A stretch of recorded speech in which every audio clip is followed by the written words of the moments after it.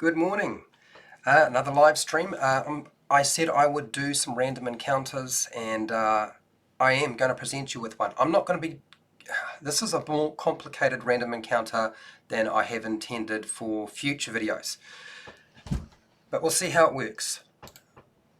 I'm just checking things out, making sure everything is working correctly right now. So you'll find the live stream for this video goes down in the description for anybody who wants to skip past all of my chatter and so forth.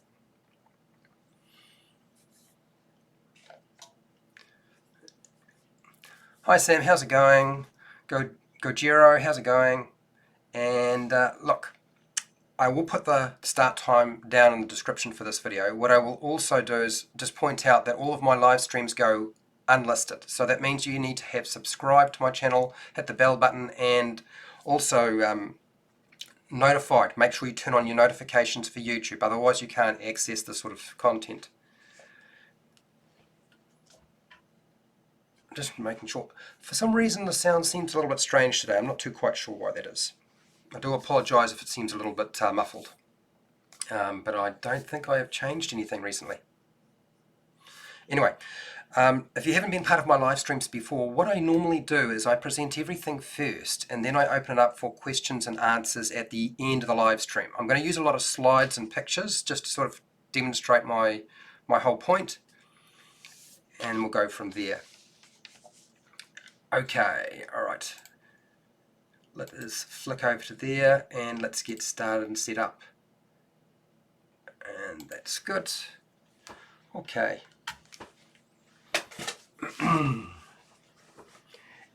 It's funny how things work out sometimes.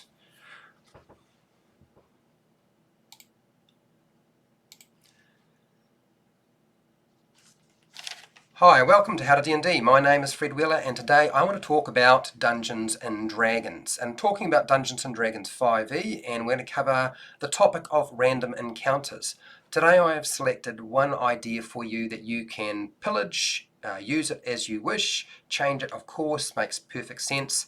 We're talking about a carnivorous vine creature attacking a Minotaur. This is the random encounter.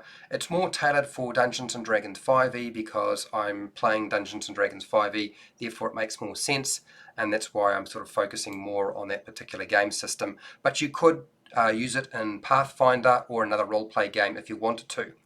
Now what has happened is the player's characters come across a thorny, carnivorous vine creature or plant, and it is killing the Minotaur. It's attacking it. It's restrained the Minotaur, so the Minotaur is having quite a lot of trouble fighting it off.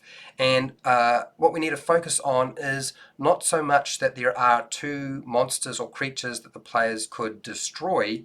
What we're trying to do is see if the players will assist our Minotaur and reverse the roles that we normally understand with a Minotaur. Normally, players associate Minotaur, destroy. And we want to work away from that and get them to try and do something else. And we're going to provide the players with a series of choices. There really are only about 3 different choices that I'm going to talk about, but your players might come up with a few other ideas as well. So what sort of choices might they decide to engage in? Well, player choices, I think, is they could do nothing and simply just let the Minotaur die and have the plant creature devour the Minotaur. And then, of course, just move on and leave it. That's fine. That certainly could be an option. They won't get anything from doing that. They won't get any experience points. They won't get any treasure. And they certainly won't get any additional information or assistance or an ally in some form. So that's all lost if they do that. But they can make that choice. Number 2 is they destroy the vine creature and save the injured Minotaur. Now, they only have a limited amount of time to do this. And the concept behind this is that they need to work very, very quickly to destroy the vine creature. Otherwise, they're going to lose the benefits of this situation and encounter. The other option is they could kill both the vine creature and Minotaur, which would be quite difficult, but they could do it if they wanted to. So those are the sort of basic choices they have. There may be something else they come up with. It'd really be up to them to figure out that sort of stuff, though. Now, what is the purpose of this random encounter? It's not so random. You could treat it as a random encounter. You could treat it just as an encounter they have. its purpose is a moral or ethical dilemma, a dilemma that they have to uh, work through. And why we're using this is it's like a character moral compass DM check. So if the dungeon master wants to check how the player is running their character, you can use this like a compass check to see where they sort of sit. Because a lot of people, when they say they're going to play a particular character, they play it a particular way, but they select an alignment that doesn't really fit with their character simply because they want to play something else. So we're checking the compass of our player's character, essentially. Now, this can function in the story a number of different ways. It could be placed as a random encounter. It could be just a side quest that you provide, or you could connect it directly to your main campaign. So there's a lot of different ways you can deal with this. You don't have to just pick one way. I would suggest that you decide on what sort of fits your own campaign. Not everything is going to work for everybody, therefore, pick the one that works for you. Now, what about our location for this creature? Where do we stick this encounter and this plant creature? You can pick a location or a place, it's up to you. I've got 4 suggestions for you. The first one I would say is a forest area. I think that's suitable for a Minotaur, certainly one that is densely packed. You could use a forest region. Another option is an overgrown ruins, collection of old structures that have been there for a long time, and sort of the wilderness and forest and overgrown undergrowth has sort of grown around it. You can place this encounter in a location like that. I'm selecting locations that have plenty of vegetation, plants, and vines, essentially. That's the concept behind what I'm doing here. You could go with the hedge mage, the hedge maze, should I say. Is there a hedge mage? I don't think there is. So often we associate the Minotaur with a maze. So you could do that if you wanted to. I've provided you with a sort of an image that you can have a look at. If you're wondering where a lot of these images are coming from, Magic the Gathering. That's where you'll find a lot of these images. Okay, and then the last one I would say is just general wilderness or undergrowth. Not necessarily a forest, but maybe there's a dense section of thickets or something like that. You could use a location like that in your adventure as well. Okay, so how do we sort of run this? How do you run this in your own adventure? I'm going to suggest that you use, of course, the Minotaur stat block in the monster manual. But instead of the full number of hit points the Minotaur would normally have, it's already suffered some injuries. So it's already damaged, it's already injured, it's in distress, they need to work quickly, and therefore we're going to reduce its hit points by half. I know that sounds like a lot, but remember, your players don't necessarily have to be successful in this encounter. It may play out a particular way.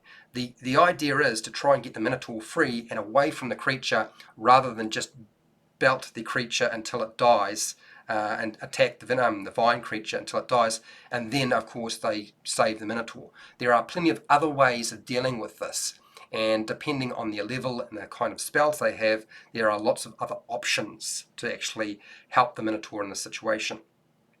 So as I've said, this is a race against time. They have to work quickly. They probably won't have more than about 1 or 2 rounds before it's going to be all over for the Minotaur, particularly because its hit points have been reduced by about half. So something to bear in mind when you're running an encounter like this is they have to work very, very quickly to be successful. Now, if the players or the player characters do nothing or act too slowly, then by all means have the carnivorous vine plant creature kill the Minotaur. I don't think that's an issue.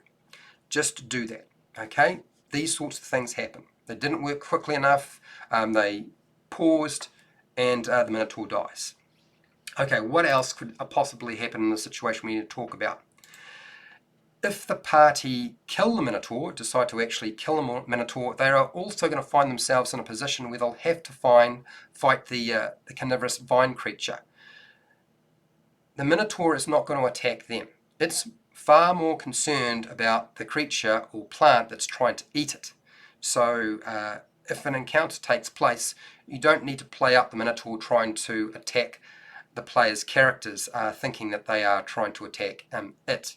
it will probably figure out that what's taking place, provided somebody doesn't target the Minotaur, is that they are trying to free it.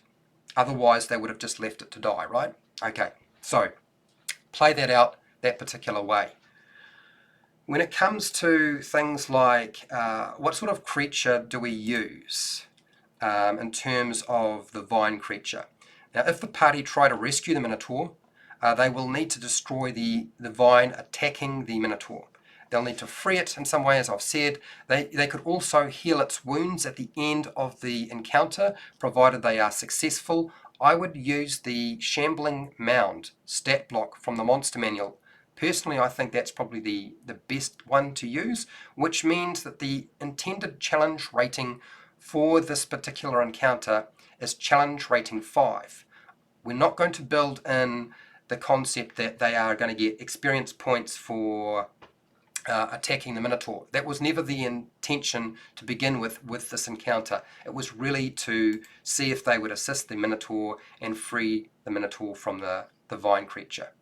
So focus on that. Okay, so as I said, I think the Shambling Mound makes a pretty good vine creature in this situation.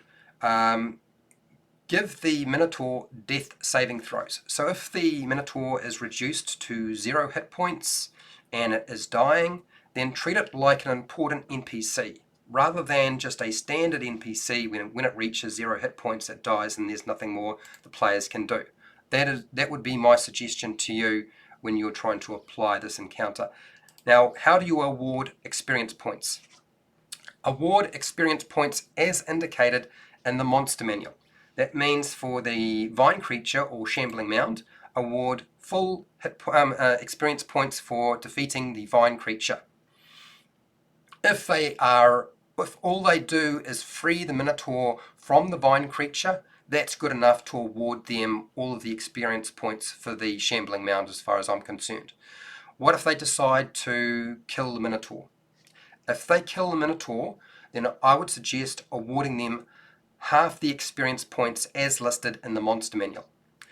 If they rescue the Minotaur, award full experience points as if they had defeated the Minotaur. It's a nice, easy way to deal with all of this. So that's how I would deal with your experience points in terms of this particular encounter. Now, there are some extra awards the players can scrape up or collect if they wanted to. And the first one is award them, provided they have rescued the Minotaur and the Minotaur is still alive, the Minotaur can provide important information for your campaign or adventure. Now, it should not be an information that is absolutely vital that they must have. It is just additional extra information that would be useful provided they do actually rescue the Minotaur. The Minotaur could also provide help. That means an NPC that will go and travel along with them and assist them as they are adventuring. The Minotaur is not really scaled at a particularly high level for high level play, but that doesn't matter. It's got plenty of hit points. It can take a bit of a bruising if they get into a battle, and even if the characters are sitting in the level 5 to 6 range, it shouldn't be too much of an issue. But that's only provided they rescue the Minotaur. What about building a better relationship with the Minotaur? Now, this is where we're driving the encounter. The players can build a better relationship with the Minotaur. This could be a regular contact. This might be just a friend that travels with them for a short period of time, or an ongoing friend that they have an interaction with for quite a long period of time. There's lots of ways of playing this out. Now, normally, with a random encounter, and when I build a random encounter, I don't make it combat focused. What I've done with this one is I've made it has elements of combat to it, but its purpose is very different. It's not just about destroy the monster, collect the experience points. It's actually far more difficult to achieve because there's a different objective and goal involved, and that is to try and rescue somebody else. Now, if you found this video helpful, informative, and useful, excellent, great news. I have only a small collection of random encounters that you could check out on my YouTube channel, but you're welcome to go and find them. I have hundreds of videos for players and dungeon masters if you're interested in additional content that I make, and it covers all sorts of different topics. If you want to support the channel so I keep making content like this, you can support me on Patreon, where you get access to the unlisted live streams, you get priority on any of the videos that I make, and you get additional content that I make that only patrons get. You can also support me by using the affiliate links to the book depository and Amazon down in the description. All of my videos have a merchandise shelf if you want to buy some merchandise. Make sure to share, like, and subscribe. Hit the bell button to be notified when I go live and when I publish new videos. And hey, till next time, keep rolling those 20s.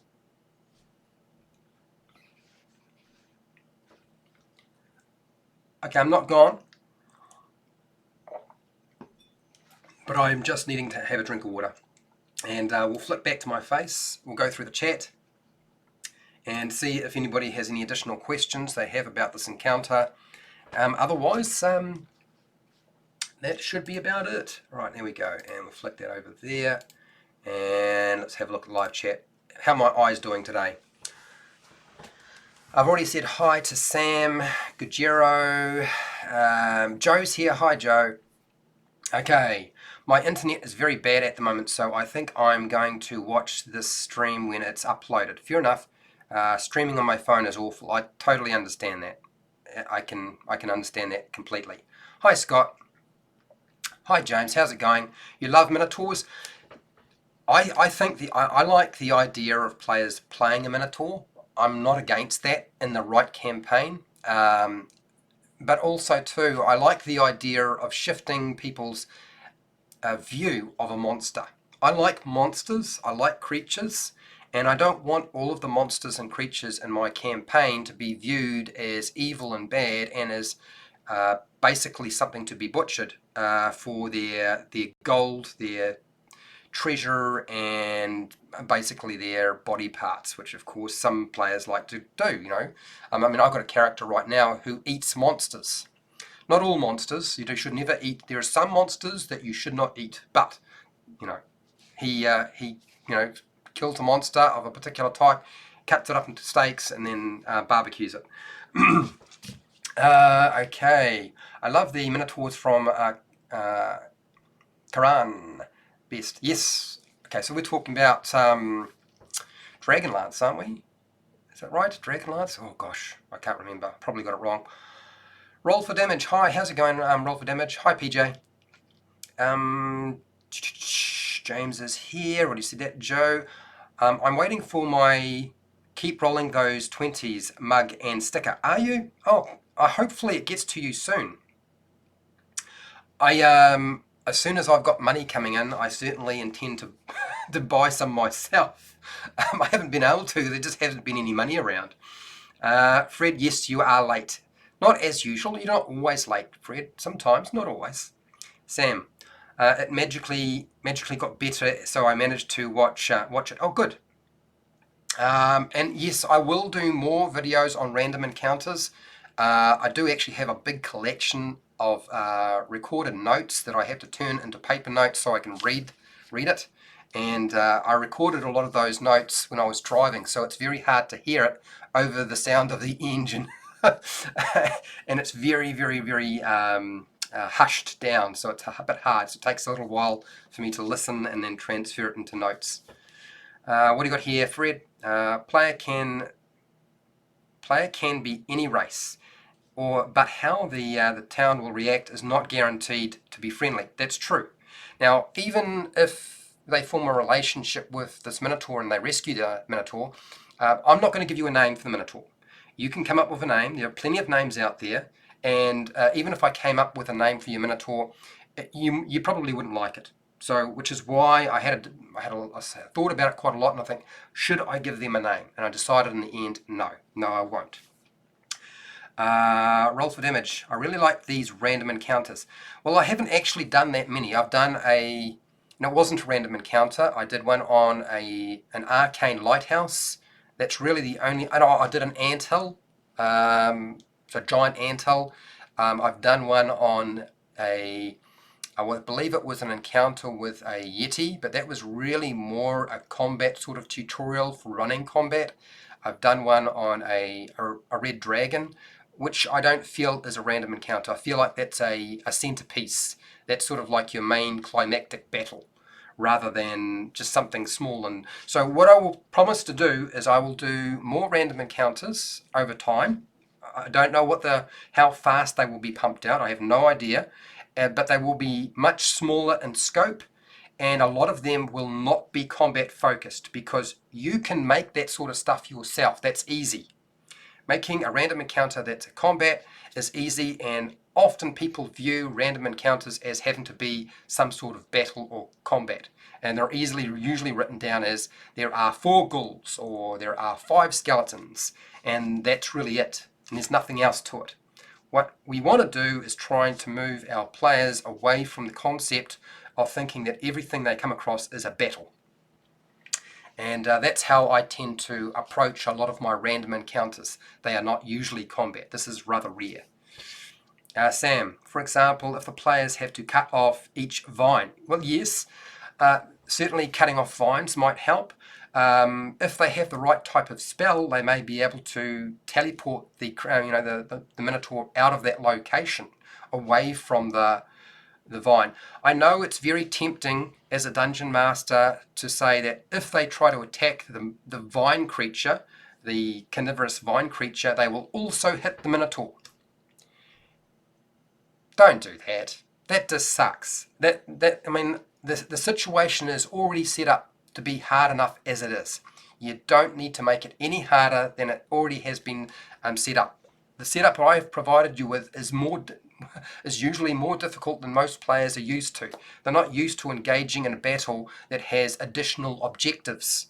Usually most of the stuff that's pre-made and pre-published do not have another objective that is not combat focused that they need to achieve, like rescuing somebody. I mean, there's only a couple of adventures that I can think of where there are prisoners involved that might be disposed of while a battle might take place. Those are always very, very difficult for players to deal with because they don't really understand how to deal with that because they don't usually do it. It's just a forewarning. So don't let them smash away at the vine and also be hitting the Minotaur. Let them select who they are attacking. Okay, remember we are trying to establish a moral dilemma for them. Okay. Hi Ghost, how's it going? Good evening. Joe, Fred's engine is pretty loud. He has a muscle car. Do I have a muscle car? I don't know. What engine is that? My engine is very loud. I do have a I do have a muscle car, but it's a model that my brother made. My own car is not that powerful. Oh dear. Ghost, what about social combat, in which a halfling uses her charms to woo a Minotaur? Why not? Absolutely, go for it. You probably won't be able to woo or use a social interaction with a carnivorous plant or vine, but with the Minotaur, absolutely, go for it. Fred, using charm charisma to charm, 20 gives best result possible. That might mean they eat you last. Oh, very funny, Fred. Okay, so here's the thing with social encounters, and I haven't done a lot of videos on running a social encounter. I would like you to steer away from rolling the dice and allow the dice to only really work when players are just really new and uncomfortable with explaining what they do, and the best they can sort of get out of their system is, I am going to intimidate the guard and see if I can scare them off, and they roll a dice. Okay, but when somebody says, look, I'm going to explain, and they explain what they do, like, I'm going to draw my sword partly, there are 6 of us and there's only 2 guards, so that should be intimidating enough as it is, and we will all sort of glower at them. The mage is going to cast like a little spell that causes sparks to fly to scare them a little bit.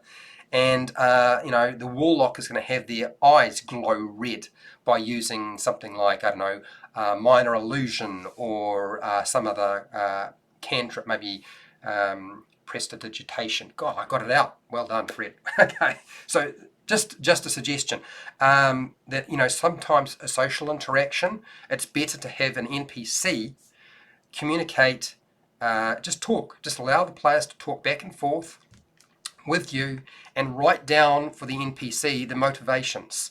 If they can appeal to the motivation of the NPC, that's good enough to make it work. Just a suggestion to you. I will eventually get round to showing you how I would do that. Okay, what else have we got here? Sam, Minotaur should have a Greek name, surely.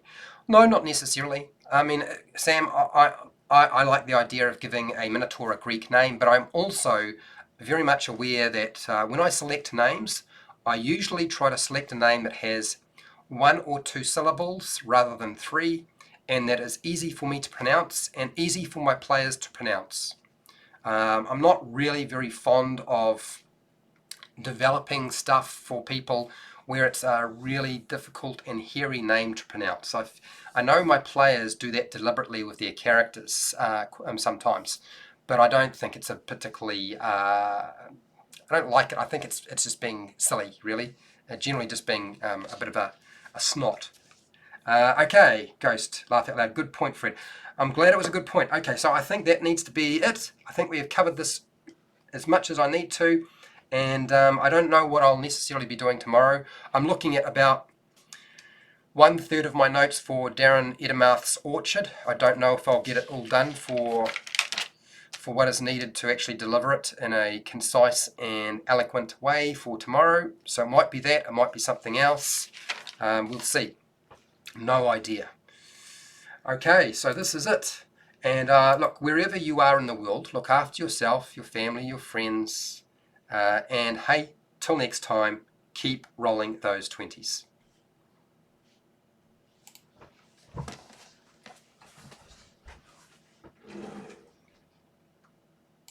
Yes, Joe, absolutely. Stubborn and short-tempered. Go for it.